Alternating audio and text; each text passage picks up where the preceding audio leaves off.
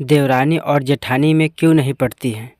सुनैना और सुरेखा यह दोनों देवरानी जेठानी थी। जेठानी सुनैना नौकरी भी करती थी और देवरानी सुरेखा यह घर संभालती। उनका परिवार बहुत बड़ा था। सास ससुर और उन दोनों के बच्चे, कुल मिलाकर 10 लोग घर में रहते। और अब बहुत साल बाद उनकी बुआ सास अपने भाई के घर रहने आई थी। सुबह उठने के बाद बुआ सास ने देखा कि सुनैना फटाफट अपने काम कर रही थी। सुरेखा ने नाश्ता बनाया और वह नाश्ता सुनैना ने सबको परोसा। उसके बाद सुनैना ने सबका टिफिन पैक किया और वह काम पर निकल गई। सुरेखा ने वापस दोपहर का खाना तैयार किया और थोड़ा वक्त अपनी सास और बुआ सास के साथ बैठी रही। बुआ सास से रहा नहीं गया। उन्होंने सुरेखा को पूछा, छोटी बहू, तुम्हारी जेठानी तुझ पर बहुत हुक्म चलाती है। सुबह से देख रही हूँ रसोई में घर में अकेले ही काम करती हो और वह महारानी दिखावा करने के लिए नाश्ता परोस रही थी, जैसे कि उसी ने ही नाश्ता बनाया हो।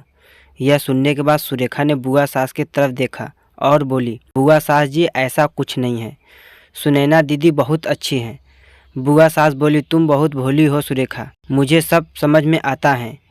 मेरे बाल धूप से सफ़ेद नहीं हुए हैं। सुरेखा ने अब नहीं रहा गया। वह बोली, ऐसा नहीं है बुआ जी, आपको सुनैना दीदी ने सबको नाश्ता परोसा वह दिखा, पर आपको यह नहीं दिखा कि दीदी ने मुझे ज़बरदस्ती सबसे पहले नाश्ता करने दिया और चाय भी दी।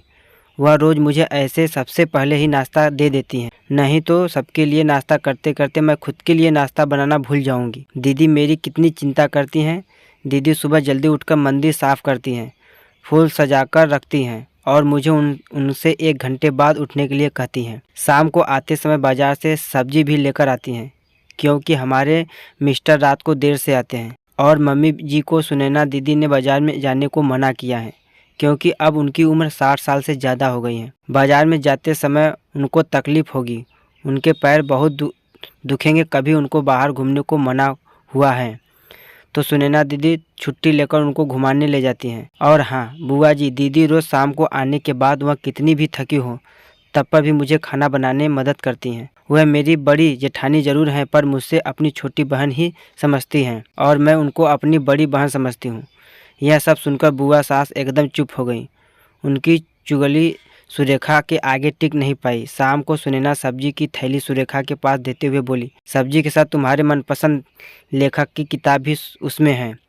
यह सुनने के बाद सुरेखा खुश हो गई। सुनैना को थैंक यू बोल कर सब्जी की थैली किचन में रखकर वह अपने रूम में चली गई। उतने में बुआ ने सुनैना को आवाज़ दी, बड़ी बहू जरा यहाँ आना। वह बोली, सुनैना तू इतनी मेहनत करके पैसे कमाती हैं और ऐसे फालतू में किताब खरीद के मुफ्त का खर्चा करती हो, वह भी अपनी छोटी देवरानी के लिए।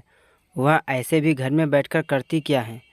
तुम दिन भर मेहनत करती हो और वह घर में आराम करती हैं। इस पर सुनैना हंसकर बोली, क्या बुआ जी, आराम? और सुरेखा, उसे तो कहने पर भी वह आराम नहीं करती। सुबह उठकर बेचारी काम करती रहती है। सबका मनपसंद खाना, मेरे और उनके मिलाकर 4 बच्चों का टिफ़िन वही तो करती हैं, और तब भी उसके चेहरे पर हमेशा आनंद दिखता है। सुबह की चाय पीने के लिए उसके पास वक्त नहीं रहता। दोपहर को जब बच्चे घर आते हैं तो उनका खाना, होमवर्क सब वहीं देखती है। इसलिए मुझे बच्चों का टेंशन नहीं है और इसलिए ही मैं ऑफिस में मन लगाकर काम करती हूँ। कुछ दिन पहले ही मुझे प्रमोशन मिला है। इसके अलावा मम्मी जी और पापा जी की दवाइयाँ कभी ख़त्म हो गई और कभी लाने की हो तो वहीं ध्यान रखती हैं। घर में कोई मेहमान आए तो उनकी मेहमान नवाजी भी वही करती हैं। बुआ जी, घर और बच्चे संभालना छोटी बात नहीं है। इतना सब सुनकर बुआ जी उनकी तो बोलती ही बंद हो गई। सुनैना कभी कोई शिकायत नहीं करती, वह सब काम कर लेती हैं। वह सिर्फ पढ़ना पसंद करती हैं। फिर मैं मेरी छोटी बहन के लिए इतना नहीं कर सकती? मैं नहीं रुकूंगी तो फिर कौन करेगा? इतना बोलकर सुनैना अपने रूम में चली गई। यह सब बोलना सुनना सास पीछे खड़े होकर सुन रही थी। वह बुआ के पास आई और बोली, जीजी, यह दोनों देवरानी जेठानी जरूर हैं, लेकिन उनका रिश्ता 2 सगी बहनों से ज़्यादा पक्का है। मेरे घर की मजबूत दीवारें हैं यह दोनों।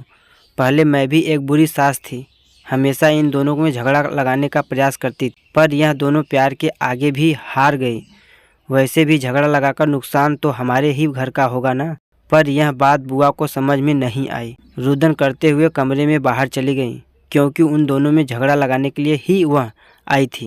पर सुनैना और सुरेखा उनके जैसे 2 समझदार देवरानी जेठानी के बीच झगड़ा करवाना बहुत मुश्किल था। तो दोस्तों, सुनैना और सुरेखा, इनकी जैसे समझदार देवरानी और जेठानी जिस घर में होंगे उस घर का कोई बुरा नहीं कर सकता। जिस घर में ऐसे बहुएं हों वह घर स्वर्ग बन जाएगा। दोस्तों, देवरानी जेठानी की यह सुंदर पारंपरिक कहानी आपको कैसी लगी हमें कमेंट बॉक्स में ज़रूर बताएं। इससे पहले अगर आप हिंदी कहानियाँ पढ़ना और सुनना पसंद करते हैं तो चैनल को ज़रूर सब्सक्राइब करें। तो मिलते हैं एक सुंदर कहानी में, तब तक के लिए जय हिंद।